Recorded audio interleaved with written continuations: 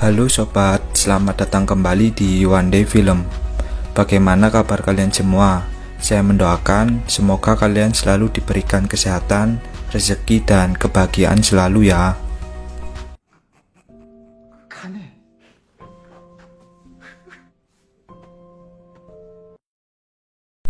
Pada awal episode ke-7 kali ini, kita akan diperlihatkan beberapa petugas pria bertopeng yang membawa peti mati. Dan dapat dipastikan isi dari peti mati tersebut adalah para mayat peserta permainan kelereng sebelumnya. Dan film Squid Game episode ke-7 pun dimulai. Episode ke-7 ini berjudul VIP. Kemudian diperlihatkan Doksu yang kembali ke ruangan peristirahatan. Dia pun terkejut sebab melihat keberadaan Ryung yang ada di salah satu ranjang tidur. Para peserta mengira Ryung telah dibunuh oleh petugas bertopeng akibat tak memiliki pasangan. Ternyata dugaan mereka salah. Petugas membawanya kembali ke tempat peristirahatan. Kemudian diperlihatkan jumlah peserta permainan yang kini berjumlah 17 orang. Kemudian diperlihatkan frontman yang nampak aneh dengan gagang teleponnya. Dan dia pun menyadari satu hal, bahwa penyusup atau Junho yang mereka cari ada di ruangan tersebut. Frontman kemudian mencarinya di ruangan tersebut, sambil mengatakan bahwa dia sebelumnya meletakkan gagang telepon secara terbalik. Akan tetapi kali ini gagang teleponnya tak terbalik. Frontman pun kemudian masuk ke tempat di mana terdapat berkas atau dokumen permainan. Hampir saja Junho ketahuan, untung saja anak buah frontman memberikan informasi kalau ada mayat yang terdampar. Kembali ke peserta permainan, diperlihatkan Doksu yang sepertinya kesal dengan Ryung. Lalu Sibyuk yang masih bersedih terhadap kematian Jiong. Gi-hun yang masih merasa bersalah akan kematian kakek tua. Sang-woo yang melihat Gi-hun bersedih mengatakan bahwa mereka mengenal para peserta di tempat ini, jadi tak usah terlalu ditangisi. Sang-woo menyuruh Gi-hun melihat salah satu orang yang terdiam. Sang-woo mengatakan dia baru saja kehilangan istrinya. Lalu diperlihatkan salah satu mayat yang terdampar di sebuah pantai. Frontman kemudian melihat identitas pria tersebut yang bernama Hong Junho. Di sini frontman pun terkejut. Kembali ke peserta permainan, seseorang yang disebutkan Sang-woo kini meminta mereka semua untuk berhenti bermain, dikarenakan sudah banyak orang yang terbunuh. Sang-woo yang mendengar perkataan orang itu pun langsung menghampirinya dan membentaknya. Sang-woo mengatakan, kenapa tidak kau saja yang mati daripada istrimu. Lalu diperlihatkan beberapa orang bertopeng yang turun dari helikopter, yang kita tahu dia adalah tamu VIP. Orang-orang tersebut memakai topeng bertema hewan. Lalu diperlihatkan frontman yang berbicara dengan seseorang yang sepertinya dia adalah orang pemilik permainan tersebut. Kemudian salah satu tamu VIP bertanya kepada frontman, di mana tuan rumah permainan ini. Frontman kemudian menjawab kalau tuan rumah permainan sedang ada urusan pribadi. Kemudian para tamu VIP dibawa ke sebuah ruangan yang begitu mewah. Tiba-tiba salah satu tamu VIP berteriak yang ternyata peserta permainan yang dia jadikan taruhan melakukan bunuh diri. Diperlihatkan Junho yang menodong salah satu pelayan tamu VIP. Benar saja, kini Junho menyamar menjadi pelayan di tamu VIP tersebut. Saat tengah tertidur, para peserta dikejutkan oleh pria bertopeng yang membawa peti mati. Di sini para peserta pun mulai kebingungan satu sama lain. Ternyata orang yang dimarahi Sang-woo sebelumnya melakukan bunuh diri dan seperti biasanya jika ada peserta yang mati maka uang akan bertambah. Kini para peserta akan dibawa menuju game berikutnya. Diperlihatkan Junho yang menyamar menjadi pelayan. Di sini Junho bertingkah layaknya seorang pelayan pada umumnya. Lalu frontman memperlihatkan contoh permainan berikutnya. Like a bridge of some sort. Not like the looks of it. Kembali ke peserta permainan, kini mereka tiba di sebuah ruangan. Petugas bertopeng kemudian menginformasikan kepada mereka untuk mengambil salah satu manekin dengan nomor urut 1-16. Kembali ke tamu VIP, ternyata mereka juga melakukan taruhan terhadap peserta permainan.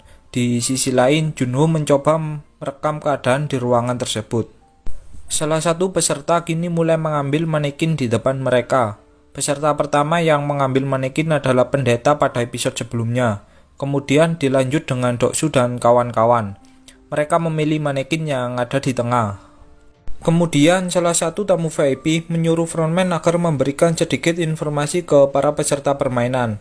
Lalu frontman pun menginformasikan bahwa manekin di depan mereka adalah nomor urut permainan berikutnya. Gi-hun kemudian melangkah maju. Dia berpikiran jika permainannya seperti lampu hijau dan permen gula sebelumnya, maka dia akan memiliki waktu lebih panjang jika mengambil nomor urut pertama. Namun tiba-tiba Gi-hun berpikiran, jika nomor urut terakhir, dia masih mempunyai kesempatan untuk merencanakan strategi permainan tersebut. Sang-woo dan Si-byuk pun sudah mengambil nomor manekin mereka. Kini tinggal nomor 1 dan nomor 16, atau nomor terakhir yang tersisa. Tiba-tiba Gi-hun didatangi oleh salah satu peserta. Dia meminta nomor 1 tersebut kepada Gi-hun. Salah satu tamu VIP yang menjadikan dia taruhan pun sangat emosi, sebab permainan berikutnya ini yang awal akan menjadi tumbal, dan kemudian permainan pun dimulai. Para peserta mulai memasuki ruangan permainan. Petugas menjelaskan, di sini para peserta harus melewati beberapa kaca untuk sampai ke garis finish. Kaca tersebut terdiri dari kaca biasa dan kaca yang kuat. Kaca biasa akan pecah saat diinjak satu orang saja. Akan tetapi, kaca yang kuat mampu menahan 2 orang yang menginjaknya. Kemudian para peserta dengan nomor urut pertama pun terkejut, sebab bagaimana dia tahu mana kaca biasa dan kaca yang kuat. Petugas bertopeng yang mendengarnya malah mengabaikan omongan peserta tersebut. Kembali ke tamu VIP, di sini tamu VIP meminta tambahan whisky lagi ke salah satu pelayan yang kita tahu pelayan itu adalah Junho. Salah satu tamu VIP menyuruh Junho untuk duduk bersamanya.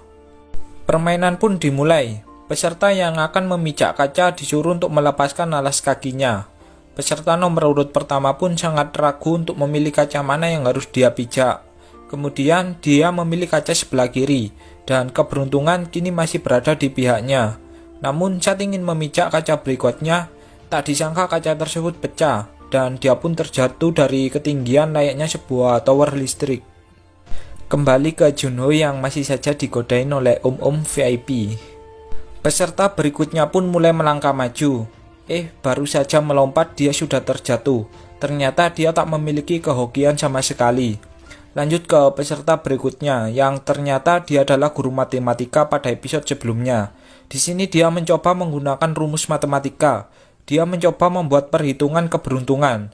Jadi dia bisa saja berhasil, namun peluangnya itu sangatlah kecil, hanya 32% saja. Dengan penuh percaya diri, peserta tersebut pun melangkah dengan sangat cepat. Akan tetapi kehokiannya harus berakhir di pijakan kaca ke-6. Kemudian dilanjutkan peserta berikutnya. Di sini peserta berikutnya bingung memilih kaca yang dilewati peserta sebelumnya, sebab langkahnya begitu sangat cepat dan tak meninggalkan jejak pijakan. Dia pun bertanya ke ibu tua di belakangnya, dan ibu tua itu mengatakan kaca sebelah kiri. Namun peserta di belakangnya mengatakan kaca sebelah kanan. Pria tersebut pun lebih percaya omongan ibu-ibu di belakangnya. Dan saat dia melompat, ternyata pilihannya salah. Emang, ini ibu-ibu sesat kalau ngasih informasi. Kembali ke Junho yang masih dirayu-rayu oleh om-om VIP di sini.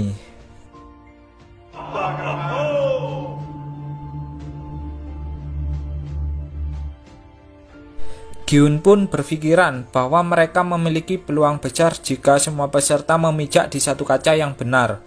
Akan tetapi Sang-woo memotong pembicaraan tersebut. Sang-woo mengatakan bahwa nomor urut akhir mempunyai peluang waktu lebih sedikit. Kini untuk menghemat waktu, para peserta mulai melangkah satu persatu. Namun siapa sangka sang pendeta sebelumnya malah berdoa dan mengulur waktu. Peserta di belakangnya pun berusaha mendorong pendeta tersebut agar terjatuh. Akan tetapi malah dialah yang terjatuh. Pendeta pun sangat bersyukur sebab dia masih selamat. Belum sempat berdoa, peserta lain di belakangnya malah mendorong pendeta tersebut. Doksu kemudian menyuruh peserta di depannya untuk segera melangkah. Dan benar saja pilihan pertamanya beruntung sekali.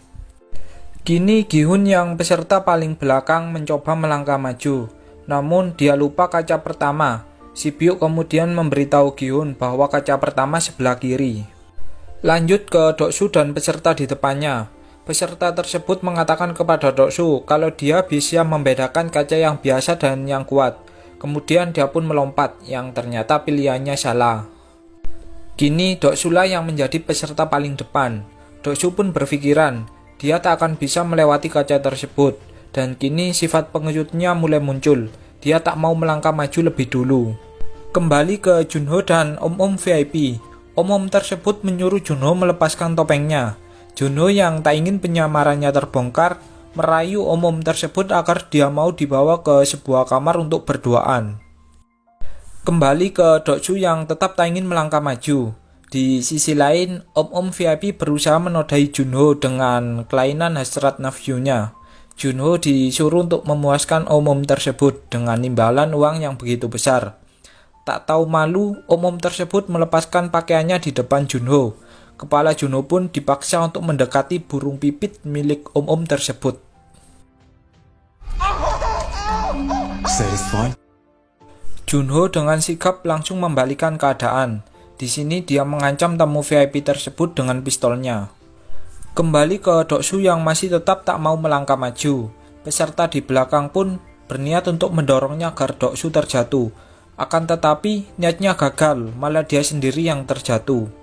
Kini di belakang Doksu adalah orang yang bercinta dengannya di toilet secara gratis. Ryung mengatakan bahwa dia menyesal bercinta dengan Doksu yang pengecut. Lalu Ryung mengatakan bahwa biarkan dirinya yang melangkah lebih maju dulu. Namun siapa sangka, tiba-tiba Ryung menggenggam Doksu dengan sangat kuat. Ryung berkata, bukankah saat bercinta sebelumnya kita berjanji akan hidup dan mati bersama? Ryung kemudian menjatuhkan dirinya dengan Doksu yang dipegangnya. Sungguh kisah cinta sehidup semati yang sesungguhnya.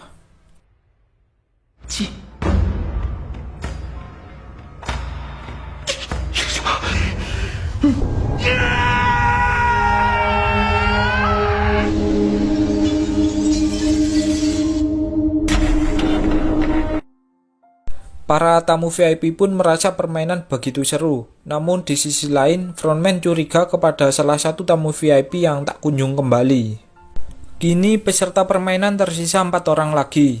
Di sini kaca yang harus dipijak tersisa 5 kaca lagi. Jadi tak mungkin mereka semua bisa selamat.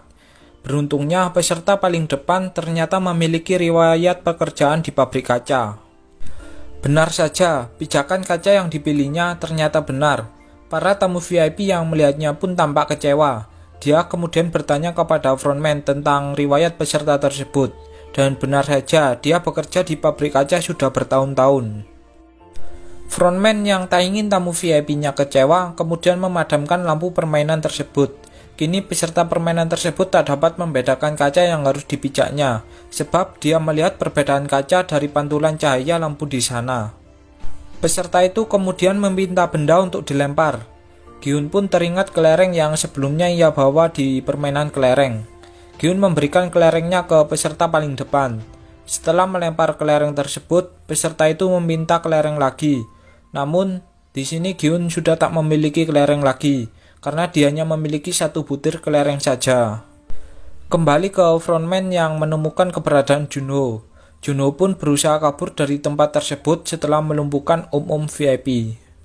Kembali ke permainan, Sang Woo yang melihat waktu tinggal beberapa detik lagi, langsung mendorong peserta di depannya, dan peserta itu pun dipastikan tewas seketika.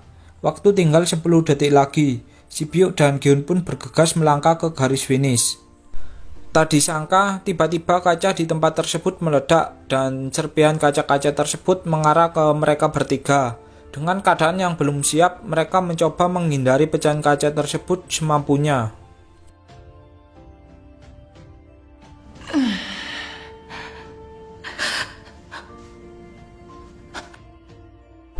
Kembali ke frontman yang dikabarkan bahwa oksigen untuk menyelam kini hilang 1, yang berarti Junho kabur dengan cara berselam di dalam air. Lalu diperlihatkan Junho yang melihat salah satu pulau, dan dia pun berusaha menyelam ke arah sana, dan film pun berakhir.